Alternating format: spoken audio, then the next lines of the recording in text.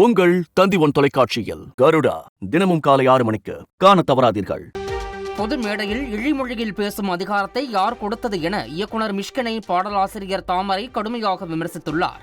சென்னையில் நடைபெற்ற பாட்டில் ராதா பட நிகழ்ச்சியில் மிஷ்கின் ஆபாசமாக பேசியதாக கண்டனம் தெரிவித்துள்ள தாமரை, இதுபோன்ற அநாகரிகங்களை பலத்த குரலில் பொதுமக்கள் கண்டிக்காவிட்டால் அடுத்த தலைமுறையை கேவலமான சமுதாயத்தில் விட்டுச் செல்லும் சூழல் ஏற்படும் என குறிப்பிட்டார். ஏற்கனவே ஒரு கல்லூரி விழாவில் மிஷ்கின் ஆபாசமாக பேசியதாக சுட்டிக்காட்டிய தாமரை, தவறு செய்கிறவர்கள் யாராக இருந்தாலும் தட்டி கேட்க வேண்டும் என வலியுறுத்தியுள்ளார். தமிழகத்தில் நிறுவனங்களின் தலைமை நிர்வாகிகளை குறிவைத்து சைபர் மோசடி நடப்பதாக போலீசார் எச்சரித்துள்ளனர். இந்த மோசடிக்கு சிஇஓ ஸ்கேம் என பெயர் வைத்துள்ளதாக போலீசார் தரப்பில் தெரிவிக்கப்பட்டுள்ளது.